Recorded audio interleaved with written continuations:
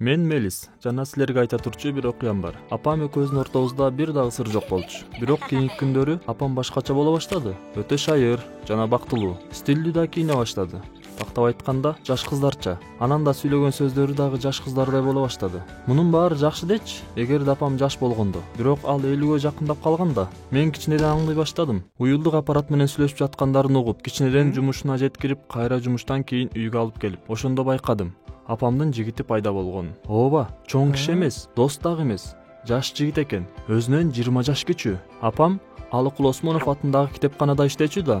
Байкашымча ошол жактан таанышкан окшойт. Мен апама боорукер болоюн деп чечтим да, апамды ачык сөзгө тарттым. Анан апам ал жөнүндө баарын айтып берди. Аны аябай мактап, жана эң жакшы бала деди. Суроолорду берип жатып, ал жөнүндө тактап сурап алдым. Иштеген жумушун жана окуган жери тууралуу. Кийинчерээк бул бала жөнүндө милициядан толук маалымат алдым. Көрсө, ал алдамчылык менен сурак алыптыр. Чынында башка бирөөнүн ордуна сурак бериптир. Бирок ал жөнүндө маалыматтар жакшы эмес экен. Ооба, мага дагы ошол Айбек туруктуу жигит көрүнгөн жок. Апам кайра тактап айтып жатты. Ал апаңды катуу сүйөт жана экөөбүздүн ортобузда чыныгы сезимдер деп. Мен апамды түшүнгөнгө аракет кылдым да, жана экөөнүн мамилесине тоскоол болбоюн деп чечтим. Бирок анын курбулары тынчсыздана баштаганда, мен кыймылдайын деп чечтим. Алар апам болгон айлыгын ошол Айбекке коротуп, жада калса карызга дагы батып кеткенин айтышты. Мен Айбек менен жолугуп, апамды жайына кой, болбосо менден бирди көрөсүң десем, ал башында кыйын болуп жаткан. Анан ыйлай баштаса болобу? Апамды жакшы көрүм деп. Ошол Айбек дароо эле апама арызданыптыр.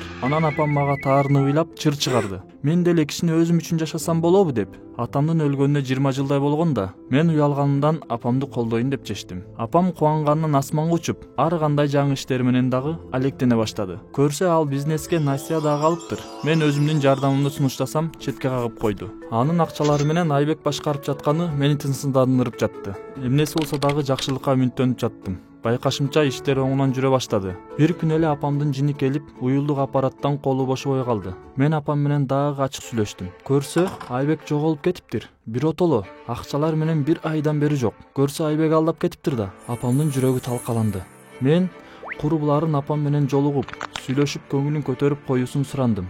Өзүм болсо, досторум менен Айбекти издей баштадым. Анан аны Гавайиден таптым. Биз акчанын баарын кайрып алдык. Апам кичине өзүнө келди. Бирок баары бир маанайы жок эле.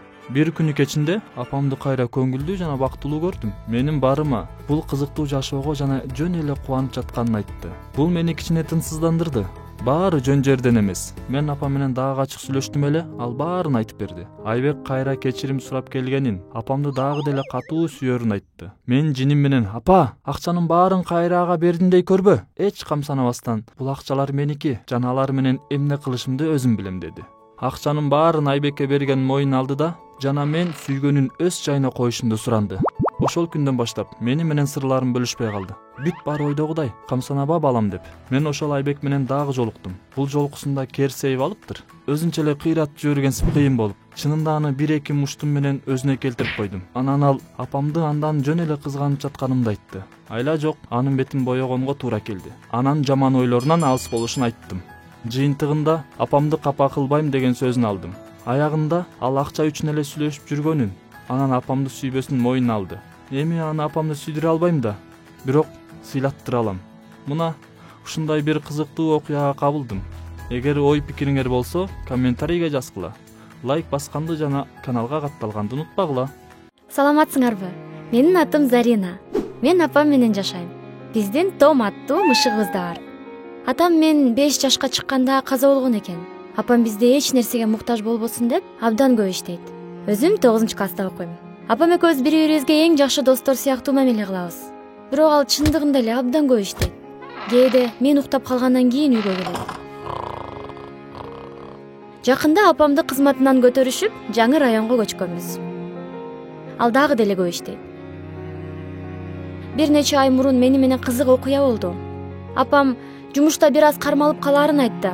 Үйдө зерикпейин деп, мышыгымды алып алып, үйүбүздөн алыс эмес парк жака сейилдөөгө чыктык. Скамейкада отургам. Карасам, мышыгым бир бакка чыгып алыптыр. Мен аны алып түшүрө албай койдум. Бакка чыгайын десем, бийиктиктен корком. Аңгыча жанымдан өтүп бараткан бир жигит жардам берейин деди. Мышыгымды алып түшкөндөн кийин: "Сен бул жакта жашабайсың го? Мен сени таанымакмын" деди. Аны менен тааныштым. Аты Дастан. Жашы мени менен тең экен. Ал сүйкүмдүү, мамилечил жана жагымдуу бала экен. Сүйлөшүп отуруп канча убакыт өтүп кеткенин билбей калыптырмын. Караңгы кирип бараткан. Дастан мени үйүңө узатып коеюн деди. Жолдо баратканда ал өзүнүн үйүн көрсөттү. Мен карагандан кийин өз көздөрүмө ишенбей кеттим. Ал жакта апам бейтааныш киши менен сүйлөшүп турган экен. Дастан ал киши анын атасы, жанында турган аял анын таанышы экенин айтты. Алар жарым жылдан бери сүйлөшүп жүрүшөт деди. Мен шок болуп калдым. Дастан ал аялдын менин апам экенин угуп шок болду. Мен үйгө качкан бойдон кеттим. Башында апама менден бул сырды катканы үчүн жиним келип жүрдү. Бир нече күн ага такыр көңүл бурбай койдум. Апам ар түрдүү жол менен өзүнүн сырынын себебин түшүндүргүсү келди, бирок мен аны такыр укпай койдум. Андан кийин түшүндүм. Кичинекей баладай болуп жөнү жок таарынып атыптырмын. Көрсө атам каза болбой эле бизди таштап башка айылга кетип калыптыр. Апам болсо мени кайгырып жүрбөсүн деп бул сырды мага айтпаптыр. Мен апамдын жаңы сүйгөнү менен тааныштым. Анын баласы Дастан менен болсо тааныш элем. Биз бири-бирибизге конокко көп жолу барып келдик. Дастан экөөбүздүн кызыкчылыктарыбыз окшош. Апам менен Дастандын атасы үйлөнгөндөн кийин алардын үйүнө көчүп бардык. Азыр баарыбыз чогуу жашайбыз. Жана менин эми тең туш иним бар.